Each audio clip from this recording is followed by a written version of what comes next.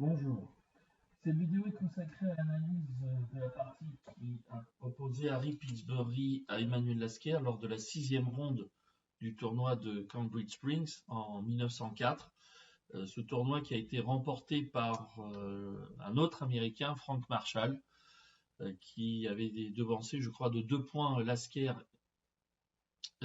qui faisait sa réapparition après 4 années d'absence des tournois et qui, à l'époque, résidait aux États-Unis. Son adversaire, Harry Pillsbury, lui, va disputer son dernier tournoi en carrière, puisque l'Américain, qui était l'un des meilleurs joueurs du monde et qui était sans doute au tournant du siècle l'adversaire le plus redoutable d'Emmanuel Lasquer, eh bien, était très très malade. Il souffrait, ce qu'on a découvert plus tard, en tout cas d'une forme de paralysie de la syphilis. Et il est mort en 1906. Pillsbury donc dispute son dernier tournoi. Nous sommes donc à la 6e ronde de ce tournoi, disputé le 3 mai 1904 exactement.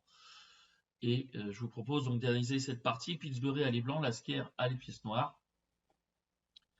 Donc Pillsbury joue D4, C5, C4, 6, donc le gambit de la dame, cavalier C3, cavalier F6, cavalier F3, C5. Donc on est finalement sur une structure de Tarrasch a priori. Fou G5.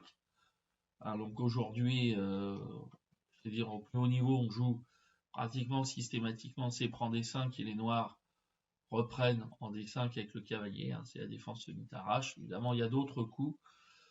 Mais Pillsbury joue Fou G5. Et cette variante s'appelle, on l'appelle parfois la variante hollandaise. Qui souvent d'ailleurs peut être joué avant que les blancs jouent cavalier F3 et les noirs en fait jouent après cavalier F6. En fait cette variante là, souvent les blancs jouent fou G5 et les noirs jouent C5. Voilà, mais ça entraîne, j'allais dire, ça peut entraîner d'autres suites. Et après cavalier F3, C5. Donc voilà. Pillsbury joue fou G5, qui n'est peut-être pas totalement la meilleure réponse, mais enfin qui n'est pas évidemment pas du tout mauvaise. Là, les deux joueurs vont reprendre le cours d'une partie qu'ils avaient jouée il y a 8 ans, il y a 8 ans et demi, et une partie extrêmement célèbre, celle du tournoi de Saint-Pétersbourg en 1896, d'ailleurs, dans ce tournoi où Pillsbury a contracté la maladie qui l'a emporté. T prend D4, Dame prend D4, cavalier C6. Et donc là, dans cette partie que j'évoque, eh bien, Pillsbury avait joué Dame H4, Fou E7, Petit Roc, Dame A5, E3, et Lasquer avait lancé une attaque qui lui avait permis de remporter la partie et d'ailleurs d'exécuter une belle combinaison. Donc c'est une partie célèbre que vous pouvez évidemment retrouver. Mais Pillsbury, évidemment, n'est pas resté sans attendre et il a attendu 8 ans avant de placer sa nouveauté face à Lasquer. Il a attendu finalement que Lasquer lui joue cette variante pour jouer fou prend F6, qui améliore le jeu des blancs. Alors, contrairement à l'idée qu'on pouvait penser, ça ne donne pas un avantage aux blancs, mais en tout cas, ça évite les problèmes que les blancs ont rencontrés dans la fameuse partie précitée. Donc fou prend F6. Alors évidemment sur Dame prend F6 on échange et on prend en D5 et on gagne un pion, mais il faut voir aussi ce que donne cavalier prend D4. Ben, c'est pas très bon. Fou prend D8, cavalier C2 échec.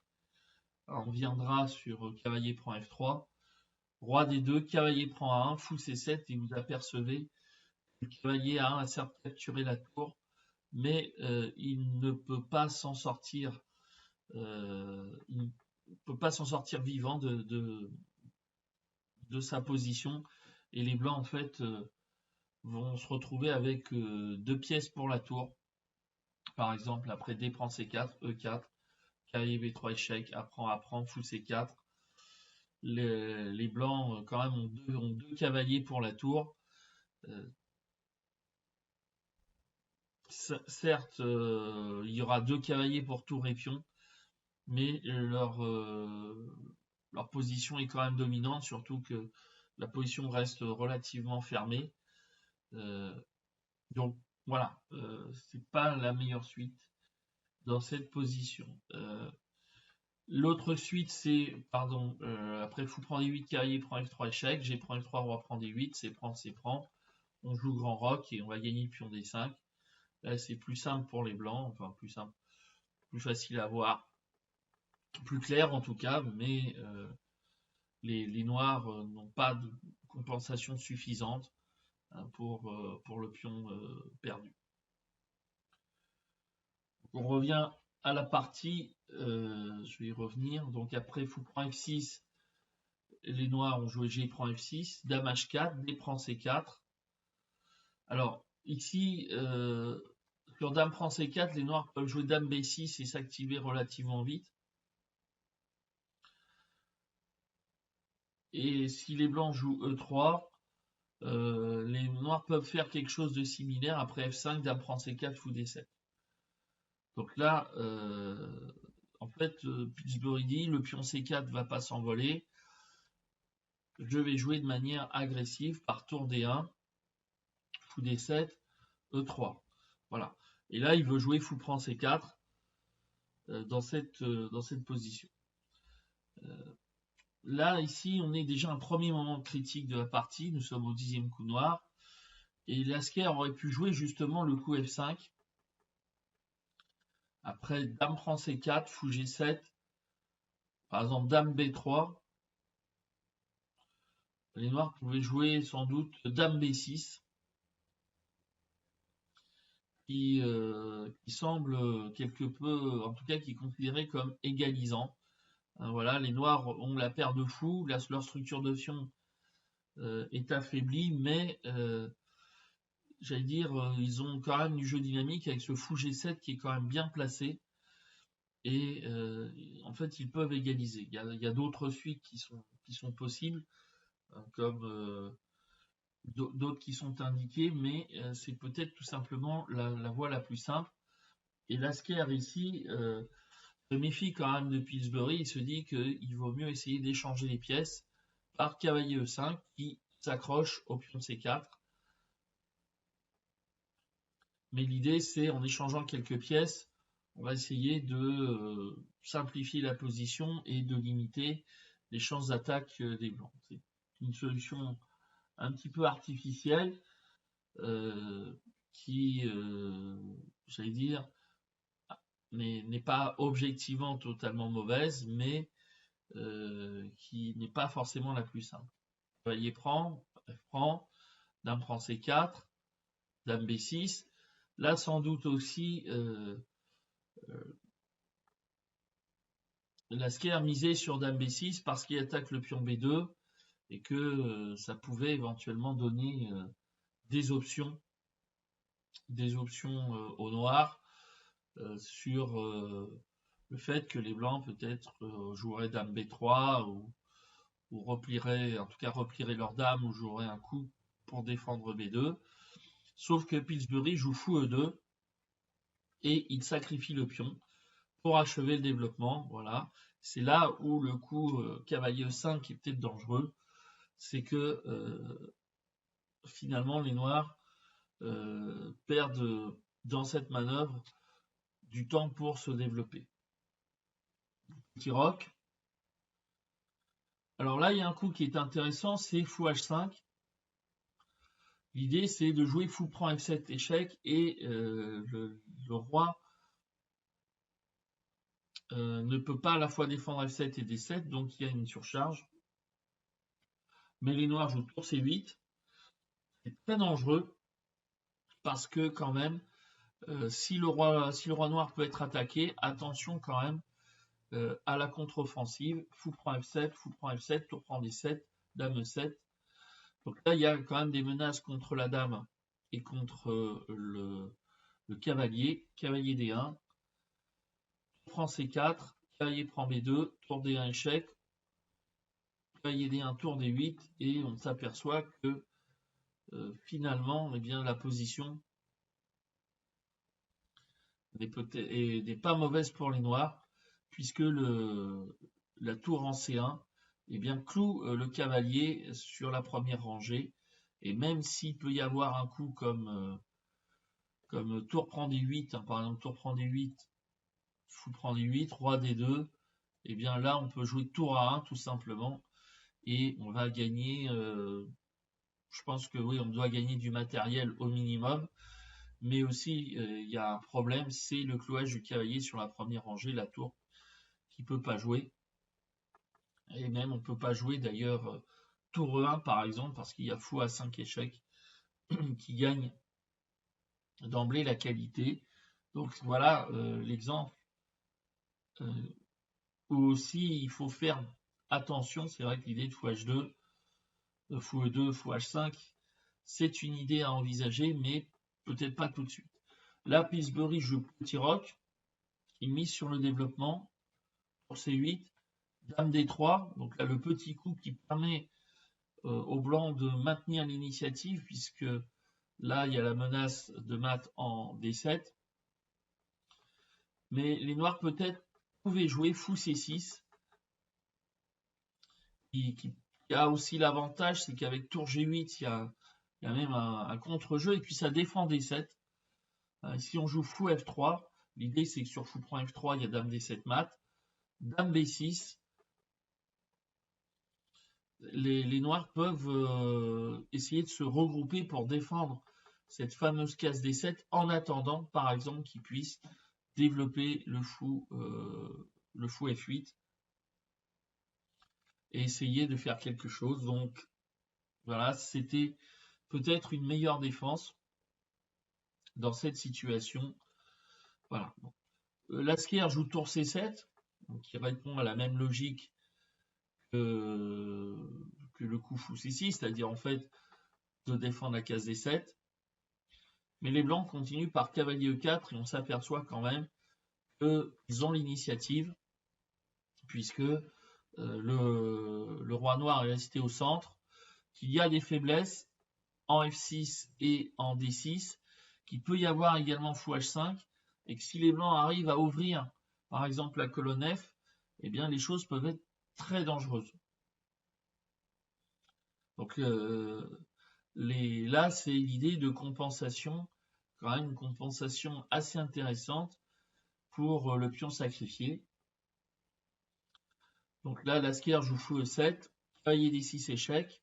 Alors sur fou prend D6, dame prend D6, dame B6, dame prend E5. Les blancs ont récupéré leur pion, mais ils restent avec l'avantage du fait quand même déjà d'une meilleure structure de pion, oui, mais aussi des faiblesses sur l'aile roi et toujours les problèmes, notamment sur les cases noires. Et donc les blancs peuvent continuer à mettre la pression sur leur adversaire. Par exemple, effectivement, il y a des coups comme fou H5, tour D6, éventuellement qui peuvent arriver pour exploiter par exemple le clouage du pion F7 pour attaquer E6, pour attaquer F7, pour éventuellement toujours maintenir la pression sur la colonne D. Enfin, il y a beaucoup de possibilités que les blancs peuvent envisager. Donc dans la partie, Lasquer n'a pas voulu échanger son fou, qui quand même défend des cases noires, mais le cavalier en D6 est très bien placé, il a joué roi F8, cavalier C4, dame B5. Donc là, on défend le pion E5 et Pillsbury. Maintenant, comment on fait pour continuer l'attaque? Eh bien, il faut ouvrir les lignes et ça passe par F2, F4. Donc, qui veut ouvrir la colonne F et activer la tour F1 qui était pour l'instant en position d'attente. Et là, on est à un moment critique de la partie. On est au 19e coup, on est au moment décisif, le moment où la partie bascule définitivement. Alors là, qu'est-ce qu'il faut jouer? Bah, le meilleur coup, c'était de jouer E4. En fait, on rend le pion, mais on maintient la position fermée. Si on joue dame prend E4, fou C6, dame E5, on échange les dames et on joue fou C5. Et on arrive à trouver quand même quelques compensations. En tout cas, on arrive à revenir dans la partie. On a rendu le pion, mais on a quand même aussi un petit peu de contre-jeu à base de la contre-attaque sur le pion E3. Et les noirs, en fait, égalisent grâce à cette suite. Alors, si les blancs, alors, je pense que les blancs doivent jouer, je pense que le meilleur coup, c'est peut-être roi F2. Bon, j'ai pas analysé plus que ça, mais je pense qu'il n'y a pas tellement d'autres choix. Ou alors peut-être qu'il y a G4, mais il y a H5, donc il va falloir quand même se méfier. Ou cavalier C4, aussi, qui est à envisager. Mais en tout cas, ce qui est clair, c'est que les noirs ont trouvé le contre-jeu pour égaliser. Et la paire de fous sert à ça. Donc, on était véritablement dans une situation qui permettait aux noirs de s'en sortir. Alors après, sur E4, les blancs sont pas obligés de prendre. Ils peuvent jouer dame D4, F6, pardon, parce que sur tour G8, je pense qu'on peut jouer sur dame prend E4, il y a quand même fou C6. On peut jouer cavalier E5 ou cavalier D6. Ou alors on peut jouer tour B1 également, qui est pas mal, plutôt tour B1 parce que si le cavalier bouge, il y a dame prend E2 quand même. Si on joue F6, dame prend E4, dame C6, là aussi on peut égaliser. Les noirs arrivent à se regrouper. Et donc E4 semble quand même la meilleure suite, sauf que Lasker a joué E prend F4, donc il a raté forcément quelques coups. Il a raté la suite de la partie, ce qui est clair, parce que là, le sens du danger chez Lasker s'est complètement évaporé. Alors, c'est sans doute lié à son manque de pratique. Comme je l'avais dit, Lasker n'avait pas joué de tournoi de compétition à haut niveau depuis 1900 et le tournoi de Paris qu'il avait gagné. Mais là, son sens du danger était complètement absent. Et là, Pillsbury joue dame D4. Alors, est-ce que c'est le fait qu'il a envisagé le tour prend F4 uniquement ou E prend F4, mais dame D4, c'est un coup intermédiaire qui fait la différence parce que si on joue tour G8, on joue dame prend F4 et on menace la tour et le pion F7 avec mat. Donc ça, ce petit coup intermédiaire particulièrement vicieux fait la différence. Donc les noirs sont obligés de jouer F6, dame prend F4. Donc là, et en plus, la dame donc sur la colonne F, avec un pion F6 qui est cloué, il peut y avoir des soucis avec. Là, il peut y avoir une suite, il peut y avoir des suites très dangereuses qui peuvent arriver, comme d'ailleurs celle de la partie du genre cavalier E5. Mais là, il peut y avoir aussi déjà l'attaque contre la tour. Si tour C8,